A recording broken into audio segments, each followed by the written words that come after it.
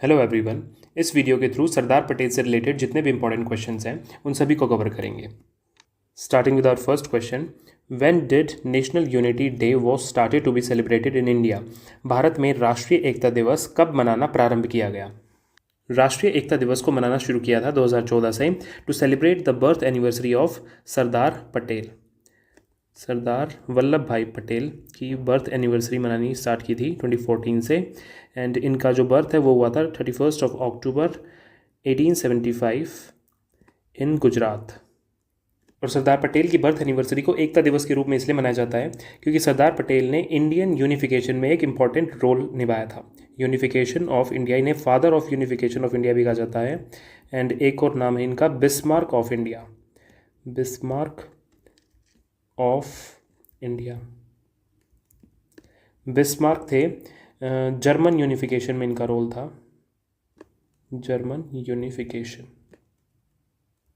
सरदार पटेल को और भी बहुत नामों से जाना जाता है, इसको लास्ट में कवर कर लेंगे एक जगह। एंड नेशनल यूनिटी डे के साथ एक चीज़ और है, सरदार पटेल के लिए एक स्टैचू बनाया गया है, statue of unity, statue of unity. ये भी गुजरात में है, इसको एक बार कवर करते हैं। स्टैच्यू ऑफ यूनिटी से कुछ इंपॉर्टेंट क्वेश्चन बन सकते हैं। इसकी फाउंडेशन कब हुई थी? 31 अक्टूबर 2013 को बाय उस समय के सीएम थे गुजरात के नरेंद्र मोदी। इसको इनॉग्रेट किया गया था 31 अक्टूबर 2018 को बाय पीएम, उस समय तक नरेंद्र मोदी भारत के प्रधानमंत्री बन गए थे। इसके डिज़ाइनर थे राम वी सुतर। ये हमारे देश के इंपॉर्टेंट स्कल्प्टर हैं। इनके दो प्राइजेस याद रखने हैं। फर्स्ट इज़ पद्म श्री, ये मिला था इन्हें 1999 में। And second is Padma Bhushan, ये मिला था 2016 में। स्टैच्यू ऑफ यूनिटी को बनाने वाली कंपनी का नाम है लार्सन एंड टुब्रो। इसका हेडक्वार्टर है मुंबई में। स्टैच्यू ऑफ यूनिटी की हाइट है 182 metres, around 597 feet. And presently ये वर्ल्ड्स टॉलेस्ट स्टैच्यू है, लेकिन इससे ऊंचे दो स्टैच्यू अभी इन प्रोग्रेस है, बनने लग रहे हैं। फर्स्ट इज़ शिवाजी स्टैच्यू, ये है अराउंड 600 फीट का। And second is Ram statue, Ram statue ये अयोध्या में बनेगा। एंड ये है अराउंड 800 फीट का। और इन दोनों को भी डिज़ाइन किया जा रहा है बाय राम वी सुतर। इसका टोटल वेट है 1700 टन्स। लोकेशन साधु बेट आइलैंड, नर्मदा डिस्ट्रिक्ट, गुजरात। इसको गूगल मैप्स पर देखते हैं ताकि इसकी लोकेशन अच्छे से याद हो जाए। ये रहा स्टैच्यू ऑफ यूनिटी। ये पूछते हैं कि ये कौन से आइलैंड पर स्थित है, तो ये है साधु बेट आइलैंड। डिस्ट्रिक्ट पूछे तो नर्मदा डिस्ट्रिक्ट, नर्मदा डिस्ट्रिक्ट। और पूछे कि Statue of Unity is present on the banks of which river, तो नर्मदा रिवर। नर्मदा रिवर का ओरिजिन है from Amarkantak plateau, Amarkantak plateau. And ये 3 स्टेट्स को कवर करती है। First is Madhya Pradesh, then Maharashtra and then Gujarat. और लास्ट में ये अरेबियन सी में मिल जाती है। एंड इसीलिए इसको कहा जाता है west flowing river. And according to NCERT, earliest evidence of hunting gathering के अर्लीस्ट जो एविडेंस मिले हैं वो भी on the banks of Narmada river मिले हैं। एग्जाम में नर्मदा रिवर की की स्टोन स्पीशीज़ भी पूछते हैं, तो इसकी की स्टोन स्पीशीज़ है मार्श क्रोकोडाइल। इसके 2 स्टेटस याद रखना। फर्स्ट इज़ IUCN स्टेटस जो है vulnerable, and second is wild life protection act में इसको शेड्यूल 1 में रखा गया है। क्लियर है? नेक्स्ट देखते हैं।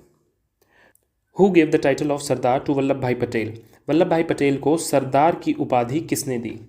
तो ये टाइटल दिया था बारडोली वुमेन ने ड्यूरिंग बारडोली सत्याग्रह, बारडोली सत्याग्रह के दौरान दिया गया था। ये सत्याग्रह हुआ था इन 1928। और किसके अगेंस्ट हुआ था? अगेंस्ट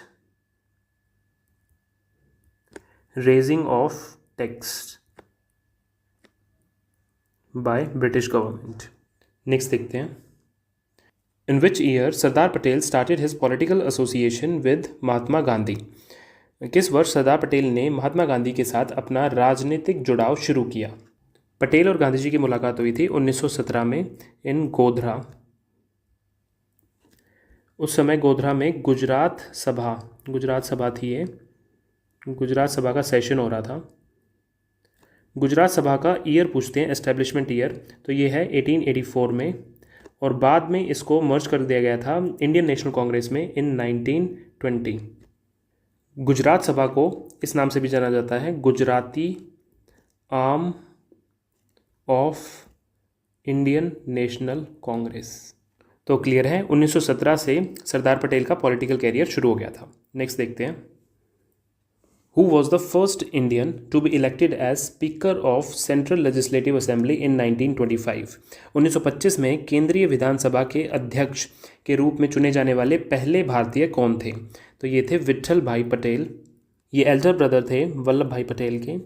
अगर पूछे कि speaker of Lok Sabha, first speaker of Lok Sabha कौन थे, तो वो हैं G.V. मावलंकर। एंड अगर पूछे कि chairman of Rajya Sabha, first chairman of Rajya Sabha कौन थे, तो डॉक्टर सर्वपल्ली राधाकृष्णन। क्लियर है। इन लेजिस्लेचर एंट्री मूवमेंट चलाई गई थी bye Swaraj party.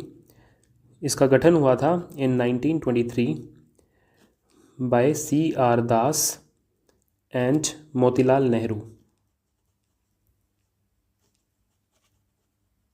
Swaraj party का ऑफिशियल नाम था कांग्रेस खिलाफत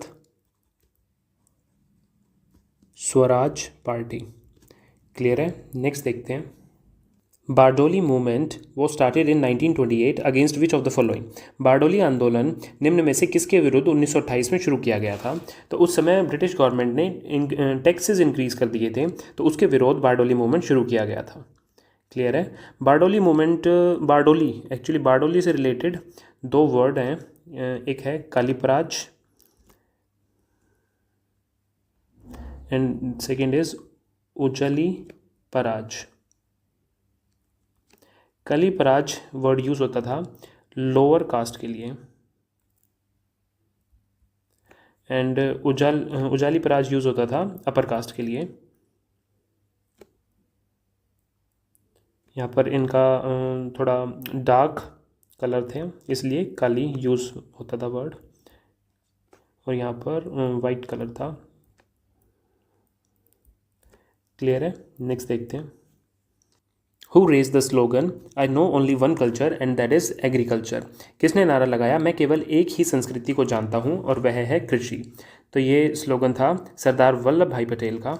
लाल बहादुर शास्त्री ने स्लोगन दिया था जय जवान जय किसान, जय जवान एंड जय किसान, और ये दिया था 1965 में।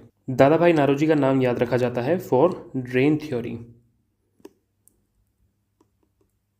चरण Singh is popularly known as champion of farmers, champion of farmers. Next देखते हैं, in which INC session resolution on fundamental rights was passed.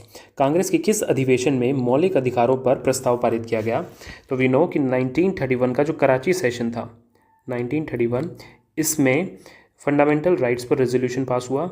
Second, economic policy पर एक रेजोल्यूशन पास हुआ, and third one is national flag को adopt किया गया था, national flag adopted. और ये वाला नेशनल फ्लैग वो था जिसमें चक्र था सेंटर में। क्लियर है। एंड इसके जो प्रेसिडेंट थे सेशन के, कराची सेशन के, वो थे वल्लभ भाई पटेल। 1924 का बेलगाम सेशन भी इम्पोर्टेंट है। इसमें प्रेसिडेंट बनाया गया था महात्मा गांधी को, और इसी सेशन में हिंदी को नेशनल लैंग्वेज घोषित किया गया था, Hindi national language. Next question, who was the chairman of provincial constitution committee of constitution assembly, संविधान सभा की प्रांतीय संविधान समिति का अध्यक्ष कौन था? तो ये थे सरदार वल्लभ भाई पटेल। इस कमेटी के अलावा वो और 3 कमेटी के अध्यक्ष थे, fundamental rights committee, minority committee and tribals committee. Constitution assembly की ये चीज़ें याद करनी है। First sitting of constitution assembly 9 December 1946 undivided India की। आफ्टर पार्टीशन इसकी फर्स्ट सिटिंग हुई थी 14 अगस्त 1947। Final sitting of constitution assembly 24 January 1950। Total sessions हुए थे 11, 165 दिन चली थी और टोटल इसका टर्म जो था वो 2 साल 11 महीने एंड 18 दिन का था। कॉन्स्टिट्यूशन वॉज अडॉप्टेड ऑन 26 नवंबर 1949, जो ये डेट कई बार पूछते हैं और बच्चे गलत करके आते हैं, और इफेक्टिव इन फोर्स आया था ये 26 जनवरी 1950 को। सिंबल इसका एलिफेंट था और टोटल एक्सपेंडिचर कॉन्स्टिट्यूशन बनाने में हुआ था 64 लाख रुपीज़ का। क्लियर है? नेक्स्ट देखते हैं। Which operation was carried out by Sardar Patel for annexation of Hyderabad state? Sardar Patel ने हैदराबाद राज्य पर कब्जा करने के लिए कौन सा ऑपरेशन चलाया था? तो इस ऑपरेशन का नाम था ऑपरेशन पोलो, और पोलो नाम इसलिए रखा गया था क्योंकि उस समय हैदराबाद पोलो के लिए फेमस था, वहाँ पर सबसे ज़्यादा पोलो ग्राउंड्स हुआ करते थे। ऑपरेशन सफ़ेद सागर ये रिलेटेड है इंडियन एयरफोर्स से, जो इंडियन एयरफोर्स ने रोल निभाया था अपना कारगिल वॉर में। कारगिल वॉर 1999। ऑपरेशन कावेरी के अंतर्गत इंडिया ने अपने सिटीजन्स को निकाला था फ्रॉम सूडान कन्फ्लिक्ट 2023 में। एंड वी ऑल नो कि ऑपरेशन गंगा के अंतर्गत इंडियन गवर्नमेंट ने इंडियन सिटीजन्स को निकाला था फ्रॉम यूक्रेन इन 2022। क्लियर है? नेक्स्ट देखते हैं। When was the honor of Bharat Ratna awarded to सरदार पटेल? सरदार पटेल को भारत रत्न का सम्मान कब प्रदान किया गया था? तो ये प्रदान किया गया था 1991 में। जो भारत रत्न है ये इंस्टीट्यूट किया गया था इन 1954 और उस समय प्रेसिडेंट थे डॉक्टर राजेंद्र प्रसाद।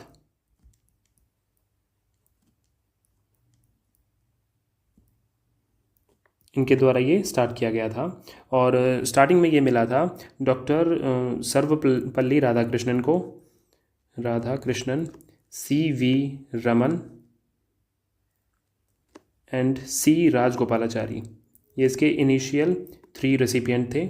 भारत रत्न से रिलेटेड 3-4 कन्फ्यूजन है वो दूर कर लेते हैं। फर्स्ट इज़, क्या ये नॉन इंडियंस को दिया जा सकता है? येस, नॉन इंडियंस इसमें एलिजिबल होते हैं। सेकंड, जो इसका स्ट्रक्चर है, जो इसकी शेप है अवार्ड की, वो कैसी है? तो पीपल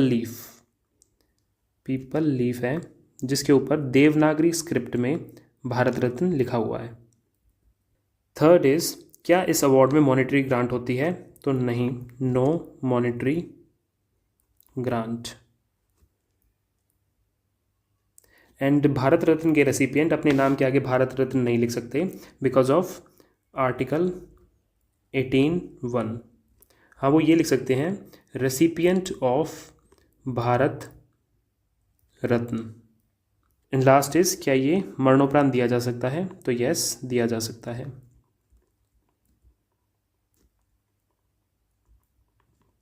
नेक्स्ट देखते हैं। When was Sardar Patel appointed as president of Congress? तो ये क्वेश्चन हमने कर लिया था 1931 कराची सेशन में।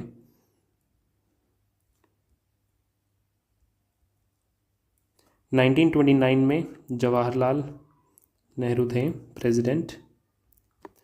1938 में सुभाष चंद्र बोस थे